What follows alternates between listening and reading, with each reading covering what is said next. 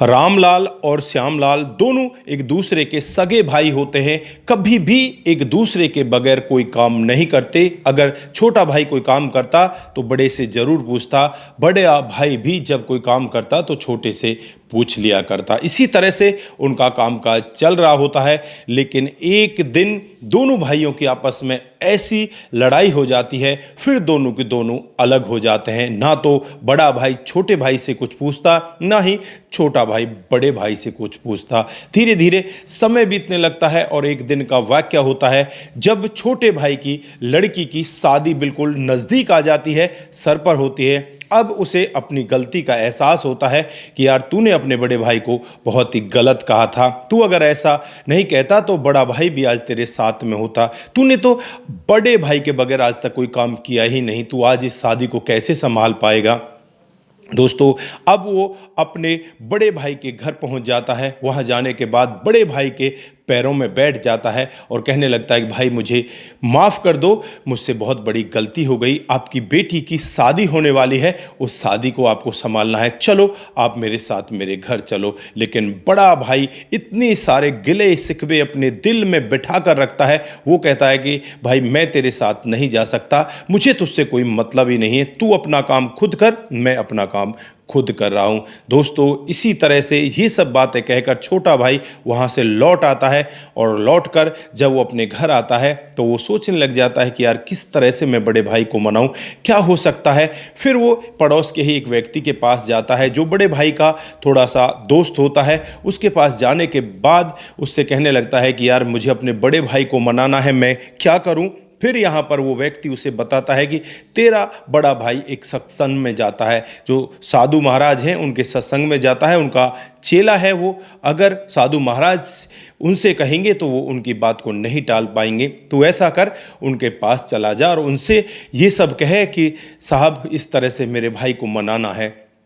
दोस्तों, अब छोटा भाई बिना कुछ सोचे समझे सीधे उस साधु महाराज के पास पहुंच जाता है। साधु महाराज से कहने लगता है कि महाराज इस तरह से मुझसे गलती हुई थी और मैंने अब अपने भाई से माफ़ी भी मांग ली है, लेकिन मेरा भाई मनने का नाम ही नहीं ले रहा। मैं उसे कैसे मनाऊं। प्रभु आप ही कोई कृपा कर दो जिससे कि वो मान जाए और मेरी बेटी की शादी है उसमें वो आ जाए, क्योंकि बड़े भाई के बगैर आज तक मैंने कोई काम नहीं किया। आज भी मैं नहीं चाहता कि बड़े भाई के बगैर कोई काम करूं।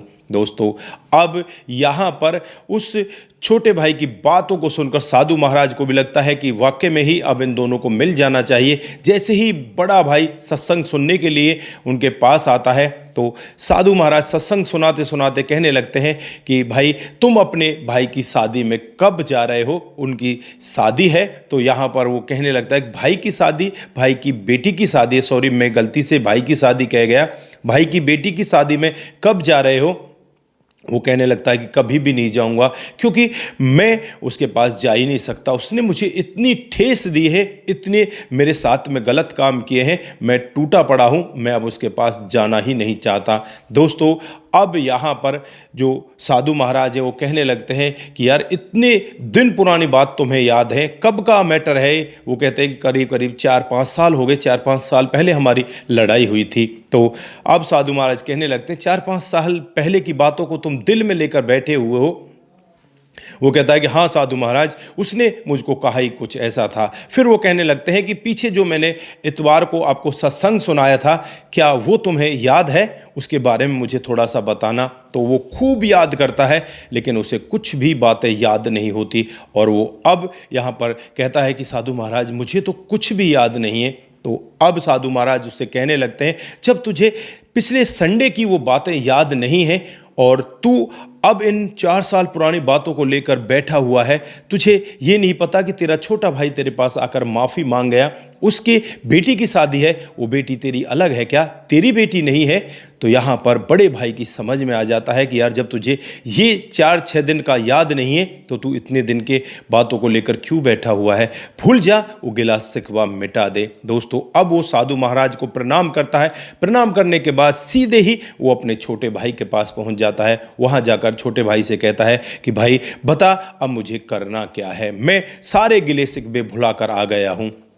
छोटा भाई बड़े भाई के पैर छूता है, बड़ा प्रसन्न होता है, कहता है कि भाई आपने आकर मेरे 4 चांद लगा दिए हैं, अब मैं बहुत ताकतवर हो चुका हूं, नहीं तो मुझे लग रहा था कि मैं बहुत कमज़ोर हूं, मैं कैसे कैसे इस शादी समारोह को संभालूंगा, लेकिन तेरे आने के बाद मेरी दोनों भुजाओं में दुगनी ताकत आ गई है। भाई अब जो तू करना चाहता है वो कर, मुझे नहीं पता, मैं तो तेरे ऊपर डाल रहा हूं, तुझे कैसे करना है, किस तरह से अरेंजमेंट करना है, क्या करना है, जो करना है तू कर, मुझे तो बस ये बता मुझे लाना क्या है, मुझे करना क्या है, जो तेरी मर्जी है, तू जैसे मर्जी है, जिसको बुला, किसी को मत बुला, जो तेरे को करना है वो सब तू कर, मुझे इस बात से कोई मतलब नहीं है, लेकिन बस मुझे ये बताता चला जाए कि मुझे करना क्या है। दोस्तों, बड़ा भाई भी छोटे भाई की ऐसी बातों को सुनकर बहुत ही ज़्यादा भावुक होता है और फिर दोनों भाई गले मिल जाते हैं और फिर यहाँ पूरी ताकत लगा दी जाती है उस शादी समारोह को संभालने के लिए।